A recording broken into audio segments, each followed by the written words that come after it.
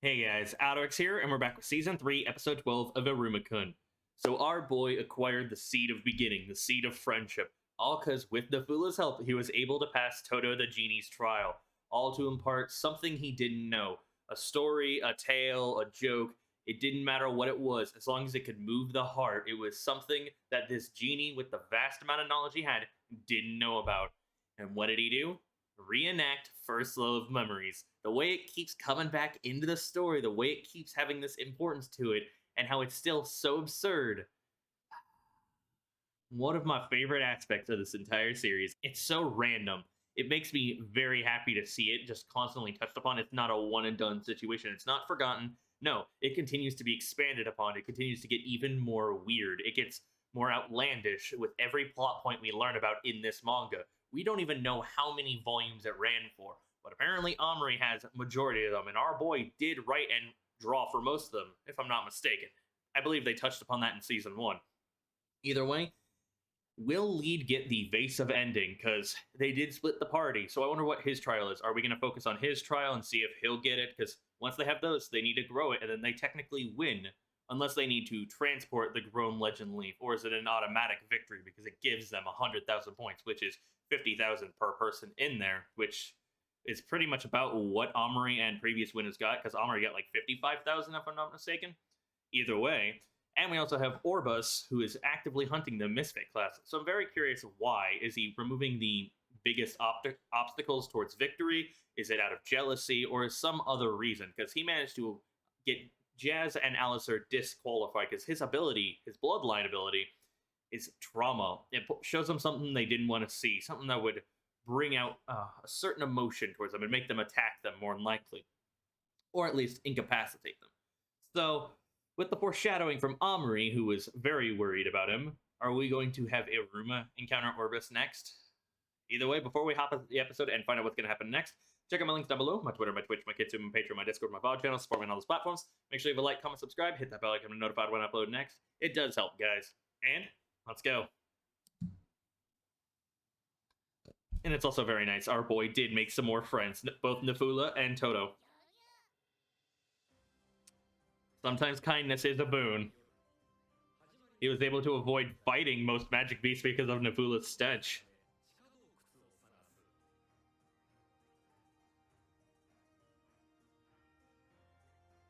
Oh, did Toto give them? Yep. I was just gonna say, did Toto give up directions? How much time did it take? Like, was it a full day or less than a day?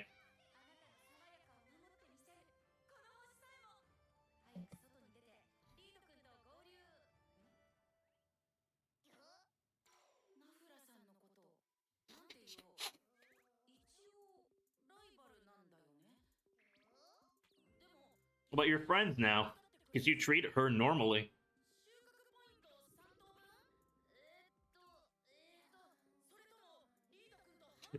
I love that she's mimicking him now.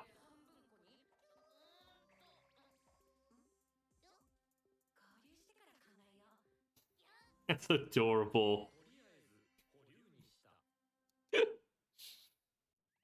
We're back. If I'm not mistaken, based on that episode title, are we going to see Archer Iruma take stage and have to fire one of his 2 arrows, the 2 feathers right there on his chest? He was told to make them count. They could turn the tide of battle. So what will he use his arrow on? What challenge or what difficulty? Will it be Orbus? Will he have to, I don't know, fight Orbus or fight a magic beast sent by Orbus maybe? Because we have a tag-along for Orbus that we don't know anything about his ability. So I'm still curious about that dude. The dude, I believe, with purple hair? And that very heinous-looking kind of appearance. Obviously, you can't trust him. He kind of reminds you of like a snake, so on. So what's Iruma going to use his bow on? Because I can't think of any other characters that, when you refer to bow, that it'd be.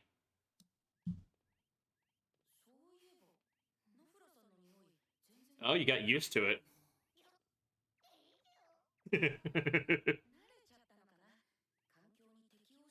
I love the way they walk. I wonder what they look like under that hood. Oh, We're going back in time with Iruma. We're getting another Iruma-centric episode, so... Are we gonna get some development out of him, too?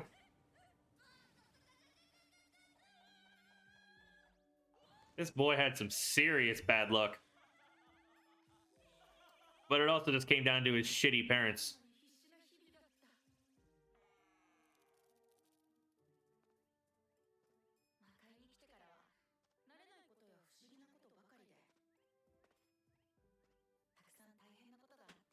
I love the sound effect for Nefulu's walking. Something's gonna happen with the way they're building this up, y'all.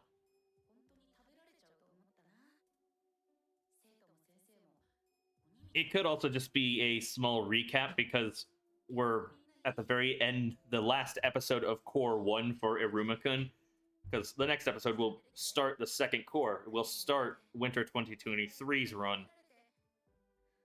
So I don't mind recap either. But this look back gets me sort of nervous that something's going to happen.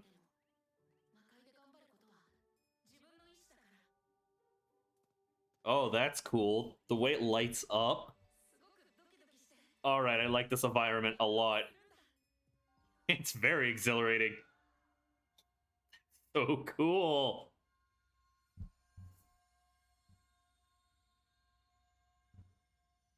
I'd love to visit there. Though I probably wouldn't survive the Magic Beast. But it feels like a boss stage almost. Oh, but this adventure music kicking in. Oh. The nice peaceful adventure we don't get in Maiden Abyss.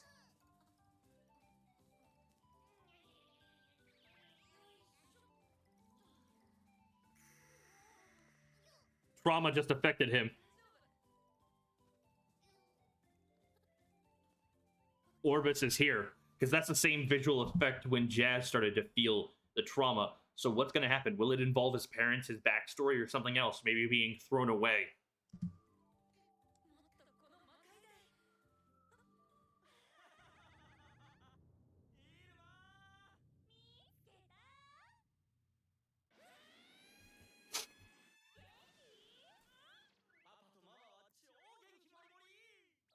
Still love that we don't even get their eyes for this. They're kind of remaining shattered out.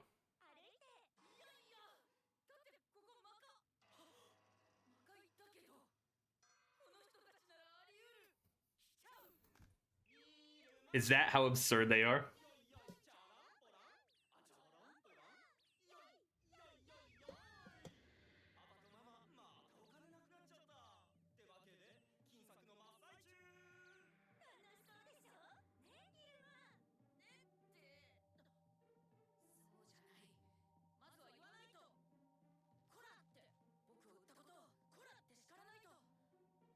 Careful how you say it, Nufula is there. Not even giving you the time of day.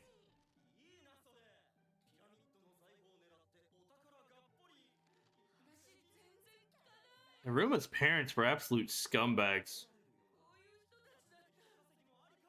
Our boy is living so much better.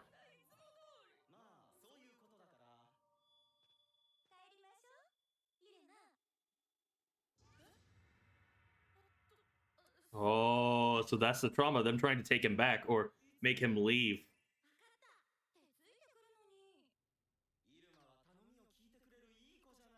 Oh, the music's swelling with this.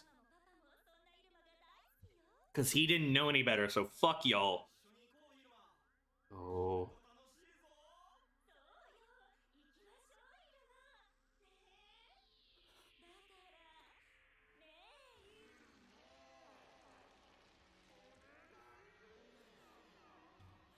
It's like a manifestation of his fear. The art and animation for that.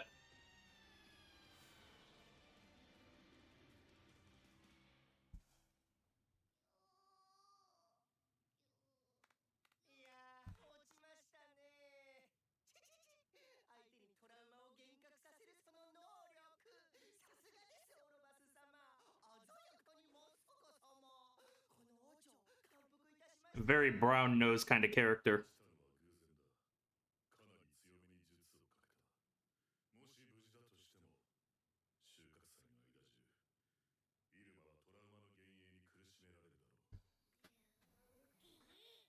there's nothing wrong with using your bloodline ability, but it still does kind of piss me off because what we know Oruma went through, and it's like manipulating their trauma, their dark secrets, which is a shitty thing to do. But in terms of a competition, you have to make use of everything at your disposal.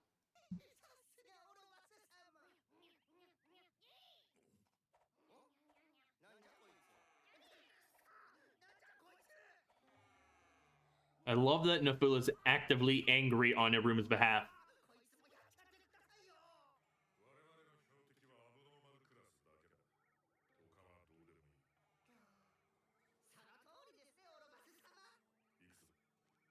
A real yes man for this guy.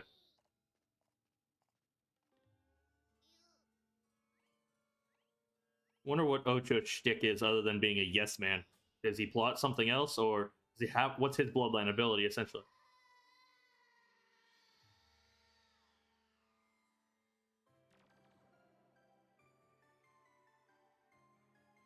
So is Iruma gonna shoot through his trauma? Maybe.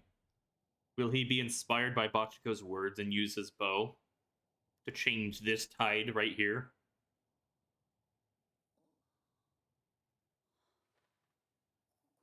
It's a good thing the seed's sturdy.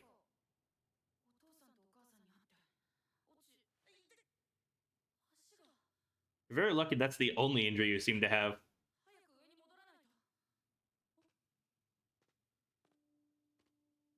Oh, and the trauma's kicking in even further.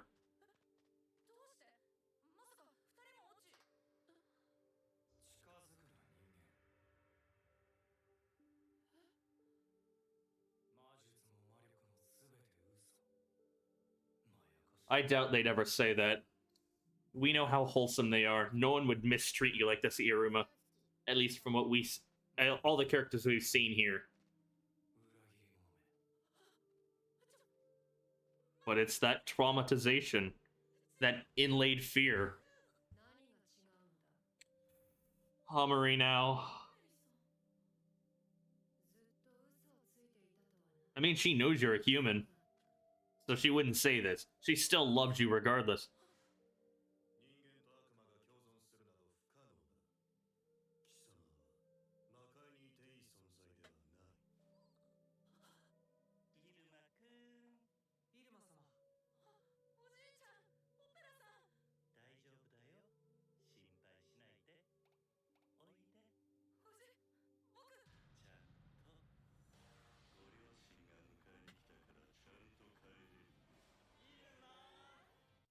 I do want to say the way they're presenting this from character group to character group, the cinematography, the music accompanying it, the way they're changing from good to bad in a lot of the ways they're talking, the true deep fears within him, stuff he doesn't want to acknowledge, stuff he doesn't want to think about.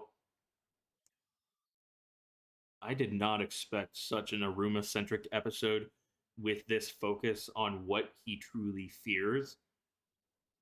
And it makes me really appreciate it because our boy's been needing a little bit more development. Sure, he has plenty and he's continuing to grow, he's continuing to solidify his position in the demon world. But this is kind of like a reflection inside of himself, something he needs to work through. Oh, God, this is so good.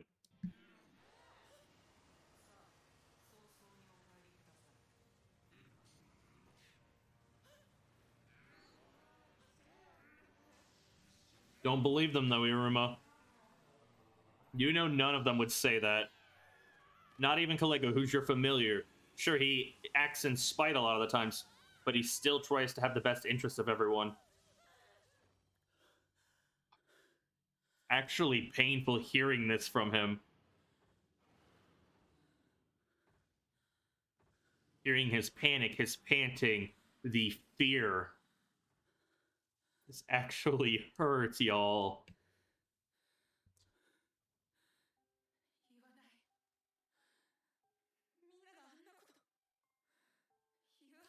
Or look at you like that.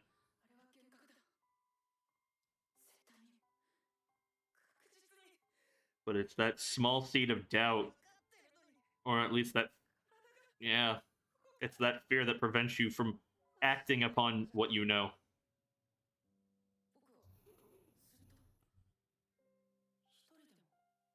But you have bonds you can't forgo now. You have a place where you belong and you don't want to get left behind.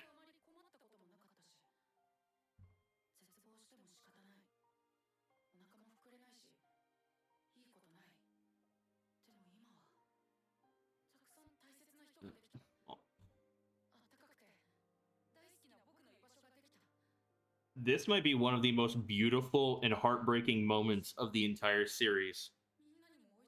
It's so well done.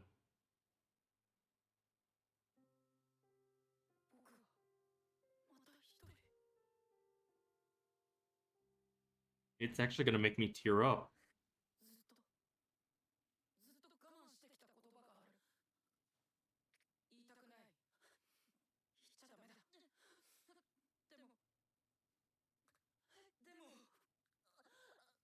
Our boy's actually crying. That's how deep this affected him.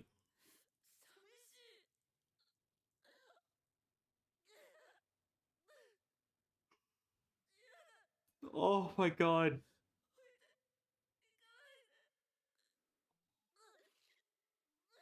This actually fucking hurts.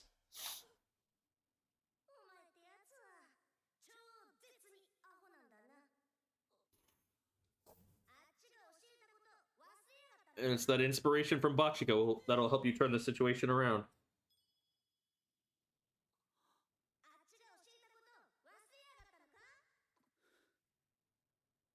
Let's go, Iruma. Let's fucking go. Oh. Don't give in to fear, my guy. Don't give in to these what ifs. Oh, the music that kicked in too. We're gonna see what his bow is truly capable of now. The lighting is on point, y'all. Shoot through the fear. Shoot through the trauma.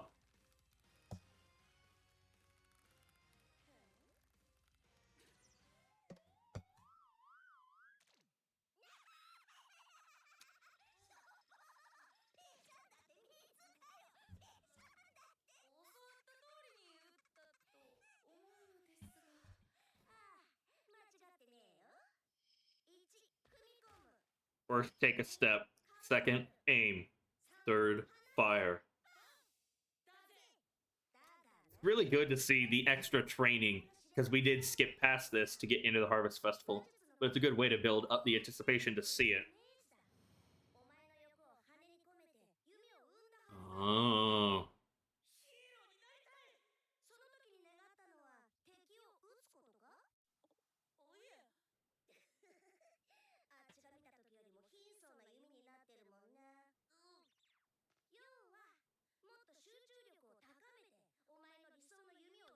Your ideal arrow. A true partnership between archer and bow. That is so cool.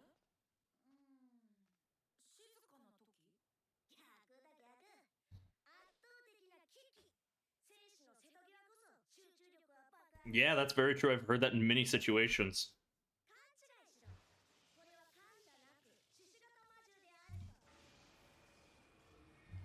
Okay, that's cool. The design's on point.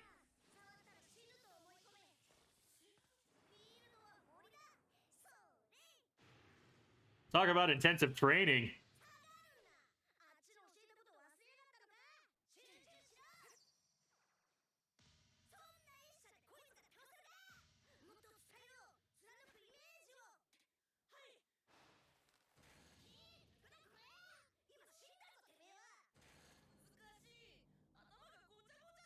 No one said it'd be easy.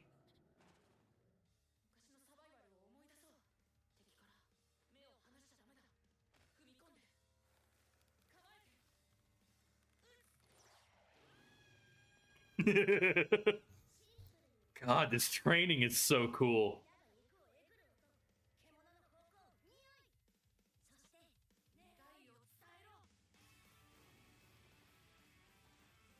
That look of concentration on our boy.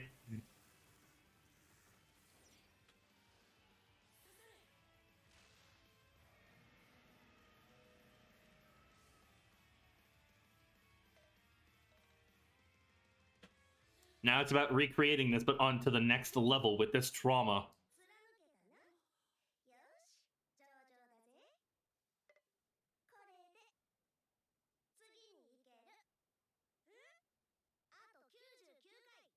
You know, because she is the 100 arrow or the 100 archer Barbados.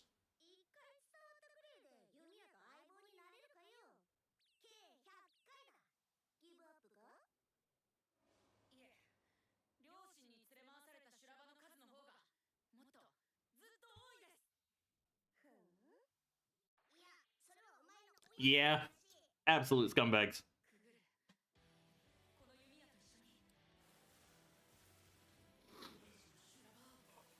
Music with this, y'all.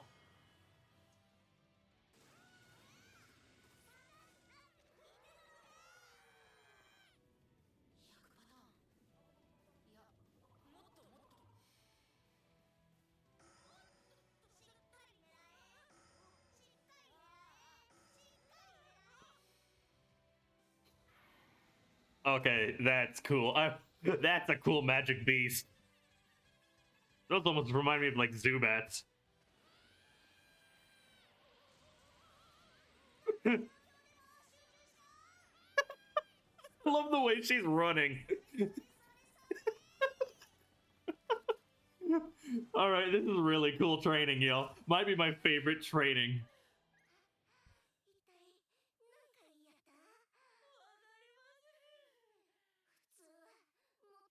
But our boy doesn't want to get up. He wants to get praised by you. He wants to complete your training. Student unlike any other for you.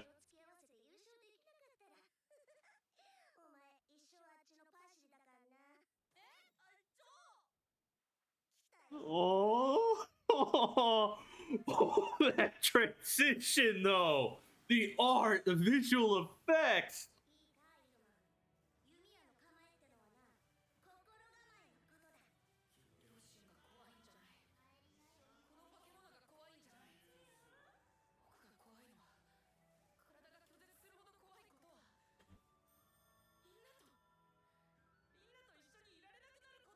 Oh,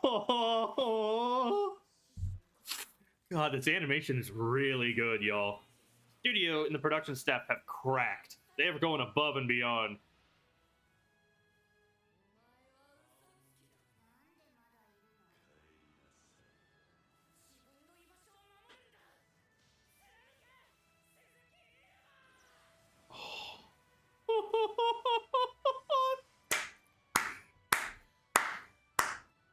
Oh.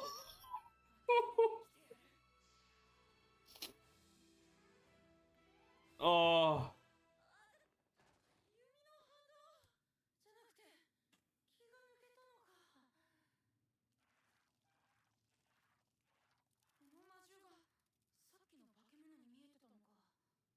Interesting.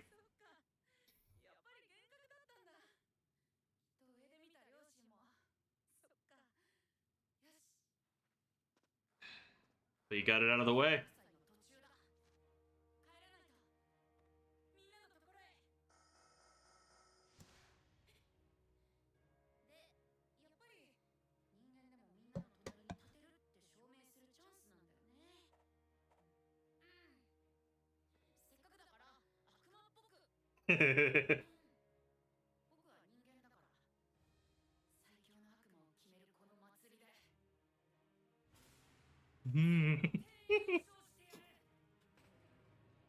Oh my God. Ponytail Iruma. Thank you, Nafula.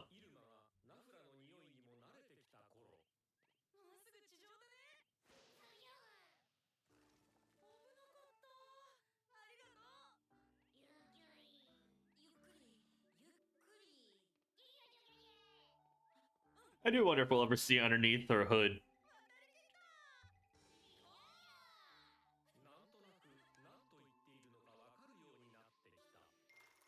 Y'all, I cried.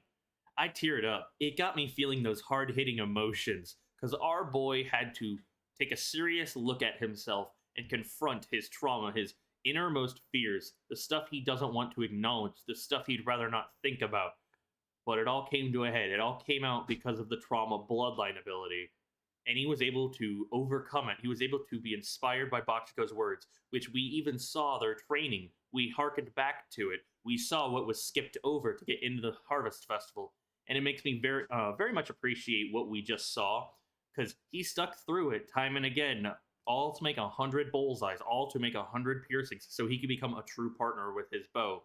So he could learn his partner, and his partner could learn about him, so they could work together properly, so he could concentrate, so he could prepare his heart, so he could take a step and aim and fire. It makes me so glad, because this is honestly one of my favorite episodes of Season 3, if not the entire series, because of what we got with Iruma. Seeing him break down, seeing him tremble with fear, seeing him panic, pant, all of these emotions that we don't normally see with him. Because remember, back when we dealt with Kiryu, he didn't want to despair, but this was him despairing. This was him giving in to even just a falsehood. He realized it's an illusion, but his body was too terrified to move. And seeing them, all of these characters that are so wholesome, that say these cruel and out of character means, stuff that they would never honestly say, it still hit. It hurt. It really did. We know they didn't say it, but even if they didn't, just hearing it in their voice, seeing their image, and how it was tailored to their experiences with each of them, it made it all the more impactful. I do wonder who Orbis will go after next, or will he try to get Iruma again, and Iruma will conquer it a second time? Because he has only one arrow left now, so what will he use that last arrow? Because we still have, what, 2 more days, and probably half of day 2 left for the Harvest Festival, and we don't even have an update about Lead yet, because we haven't left the cave. So has Lead managed to get the Vase of Ending? Are we going to be able to grow the Legend Leaf? Will it be an all-out brawl for the Legend Leaf? Because all the misfits and all the competitors will suddenly go after him? Because that's the biggest fish. That's the biggest catch, after all. God. The production staff, the passion they feel for the source material and for this property in of itself, seriously oozed out of every single frame. The visual effects were on point. The art, animation, the music, the cinematography, it truly came together into something both beautiful and heartbreaking and very triumphant as he overcame his trauma, as he overcame this obstacle. And it's good that, you know, he was able to mimic a demon and everything. He's like, I'm human, but I'll say it like a demon. I'm going to win this. And the way he just prepared himself truly for the Harvest Festival after this, and seeing more about his parents, the absolute scumbags and the stuff that he went through, I do hope they're suffering on Earth. Like, they're paying the piper for their crimes, for their abuse, for their nonchalant taking Iruma for granted. They had a kid to essentially be a servant, not an actual kid. No sense of urgency, no sense of danger from themselves, just using their kid like a tool when it's convenient, making him make the money for them because they have no financial responsibility. But let's not focus on them, the absolute scumbags. Let's just praise Iruma for what he went through in overcoming it. Because our boy deserves respect. Our boy deserves happiness. He deserves to be with everyone, to be where he belongs, which is the demon world, to be with Opera, Sullivan, Omri, Azaz, Clara, and everyone else from the Misfit class, even just the school, because the school cherishes him. So many people care about him. Sure, there's 1 or 2 people that kind of wish harm upon him or want to toy with him. The vast majority actually have his best interest in heart, or at least care enough about him to treat him like a friend. He was able to understand Nafula. He got used to her smell. His survival instincts kicked in. He was able to adapt. He was able to then make another friend, essentially. And it makes me so, so happy. I do still wonder about Ocho, that brown noser for Orbis, what his ability might be, what he might be scheming, if anything at all, but he gives off this vibe that you shouldn't trust him as far as you can throw him, maybe. Which isn't probably very far, unless you're superpowered like Sabnok. But I wonder who we're going to focus on next, other than Iruma escaping the cave in the Fula, or we're going to go to Lead, or we're going to go to a different group now, because we still got to tie up some loose ends with Karoli, because she said they're preparing for something after all. But let me know your guys' thoughts down below on my reaction, my commentary, the episode in of itself. Oh, I can't wait to start the second half with y'all when it airs in January. Happy New Year. I'm very excited to get into Winter 2023 anime. But this has been AlduicS. Thank you all so much for watching. Check out my links and everything else that I usually say. Peace.